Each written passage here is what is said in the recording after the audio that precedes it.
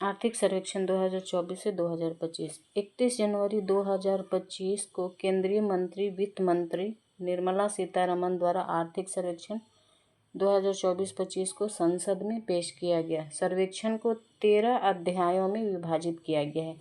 ये याद रखना ज़रूरी है कि जो हमारा सर्वेक्षण है उसको 13 अध्यायों में विभाजित किया गया और इन अध्यायों के मुख्य बिंदु इस प्रकार हैं। अर्थव्यवस्था की स्थिति। फाइनेंशियल ईयर 25 में भारत की वास्तविक जीडीपी वृद्धि 6.4% रहने का अनुमान है। वैश्विक जीडीपी 2023 में 3.3% बढ़ी, जो अगले 5 वर्षों के लिए IMF, जिसका full form international monetary fund होता है, के 3.2% पूर्वानुमान से थोड़ी अधिक है। फाइनेंशियल ईयर 26 में जीडीपी वृद्धि 6.3% से 6.8% के बीच होने की उम्मीद है। फाइनेंशियल ईयर 25 अप्रैल से दिसंबर में खुदरा मुद्रास्फीति घटकर 4.9% रह गई। 2024 में आम चुनावों के बाद पूंजीगत व्यय में 8.2% की वृद्धि हुई। वैश्विक सेवा निर्यात में भारत की हिस्सेदारी 7वीं सबसे बड़ी है। ये हमारे लिए एक इम्पोर्टेंट क्वेश्चन बन जाता है कि वैश्विक सेवा निर्यात में भारत की हिस्सेदारी कितने नंबर पे है, तो 7वीं सबसे बड़ी है निर्यात में। नेक्स्ट है मौद्रिक और वित्तीय क्षेत्र के विकास।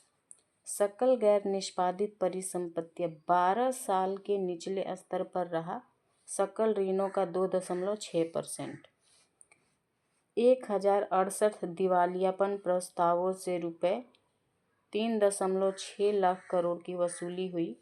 भारत ने शेयर बाजारों ने बेहतर प्रदर्शन किया।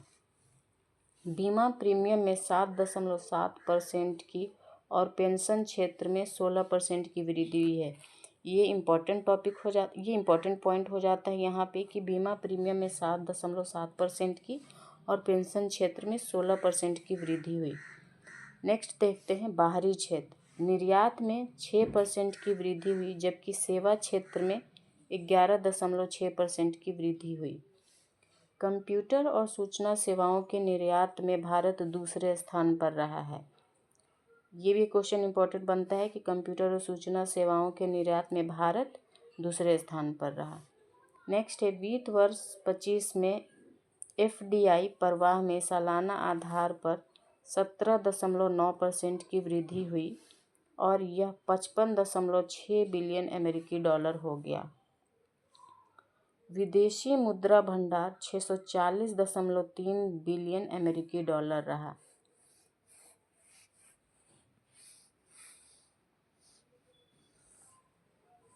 नेक्स्ट पढ़ते हैं कीमतें और मुद्रास्फीति। वैश्विक मुद्रास्फीति 2024 में 5.7% तक कम हो गई। वित्त वर्ष 2025 में भारत की खुदरा मुद्रास्फीति घटकर 4.9% हो गई। RBI और IMF के अनुसार फाइनेंशियल ईयर 2026 तक मुद्रास्फीति 4% हो जाएगी। ये हमें याद रखना है क्योंकि क्वेश्चन में कभी कभी पूछ देता है कि RBI और IMF के अनुसार फाइनेंशियल ईयर 26 तक मुद्रास्फीति कितनी हो जाएगी, तो 4% हो जाएगी। मध्यम अवधि का दृष्टिकोण।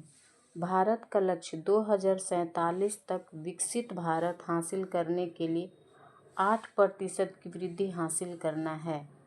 विकास को सशक्त बनाने और व्यापार करने में आसानी के लिए विनियमन पर ध्यान केंद्रित करना, विशेष रूप से SME के लिए। निवेश और बुनियादी ढांचा। फाइनेंशियल ईयर 25 में 5,853 किलोमीटर राष्ट्रीय राजमार्गों का निर्माण किया गया। दिसंबर 2024 तक अक्षय ऊर्जा क्षमता में सालाना आधार पर 15.8% की वृद्धि हुई।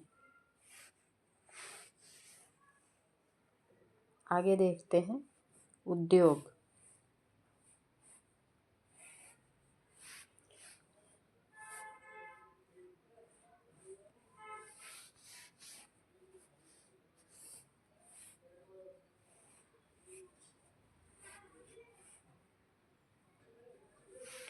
वित्त वर्ष 2025 में औद्योगिक विकास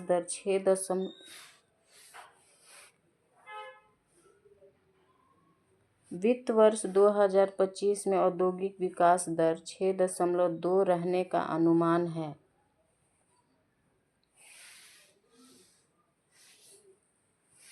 वित्त वर्ष 2024 में ऑटोमोबाइल की बिक्री में 12.5% की वृद्धि हुई। नेक्स्ट है, भारत वैश्विक पेटेंट फाइलिंग में 6वें स्थान पर है। आत्मनिर्भर भारत कोष जैसी पहलों के साथ MSME क्षेत्र बढ़ रहा है। अब हम सर्विस सेक्टर सेवाओं से देख लेते हैं, इसमें क्या बात कही गई है। वित्त वर्ष 2025 में GVA में सेवा क्षेत्र का योगदान बढ़कर 55.3% हो गया। वित्त वर्ष 2025 अप्रैल-नवंबर में सेवा निर्यात में 12.8% की वृद्धि हुई। अब हम कृषि और खाद्य प्रबंधन देख लेते हैं, इसमें क्या बोला गया है। वित्त वर्ष 2024 में कृषि सकल घरेलू उत्पाद में 16% का योगदान देती है। खरीफ खाद्यान्न उत्पादन वित्त वर्ष 2024 में 89.37 LMT बढ़ने की उम्मीद है। मत्स्य पालन और पशुधन क्षेत्र में मजबूत वृद्धि देखी गई है। अरहर और बाजरा के लिए MSP में क्रमशः 59% और 77% की वृद्धि हुई। दोस्तों, ये यहाँ पे थोड़ा इम्पोर्टेंट हो जाता है क्योंकि क्वेश्चन में पूछ सकता है कि अरहर और बाजरा के लिए MSP में कितनी वृद्धि हुई। तो याद रखिएगा, अरहर में 59% और बाजरा में 77% की वृद्धि हुई।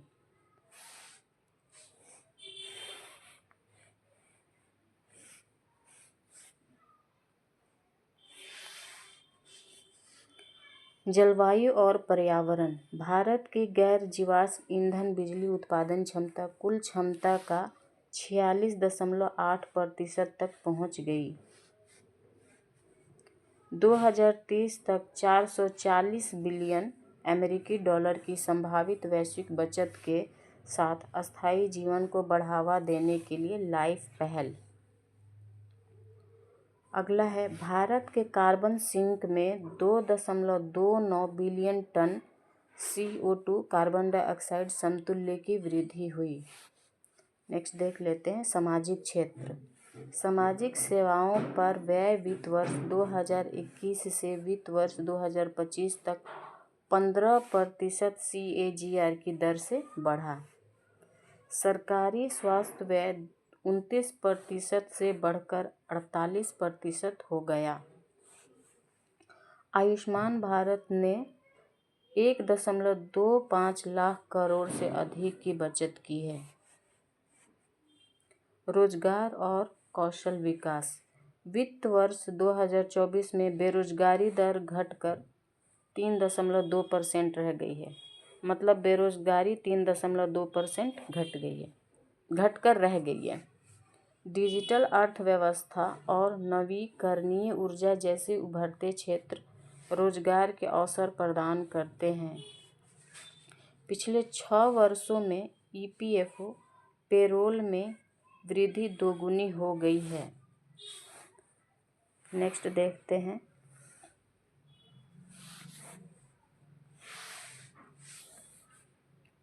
AI युग में श्रम। भारत की युवा तकनीक प्रेमी आबादी उत्पादकता बढ़ाने के लिए आर्टिफिशियल इंटेलिजेंस का लाभ उठाने के लिए तैयार है। AI के सामाजिक प्रभाव को प्रतिबंधित करने के लिए सरकार, निजी क्षेत्र और शिक्षाविदों के बीच सहयोग महत्वपूर्ण है।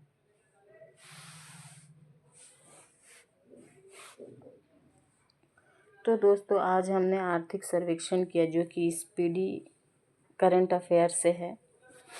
आज मैंने सोचा कि इसे करवा देती हूँ क्योंकि आर्थिक सर्वेक्षण एक बहुत ही इम्पोर्टेंट टॉपिक हो जाता है किसी भी वनडे एग्ज़ाम या किसी एग्ज़ाम के लिए।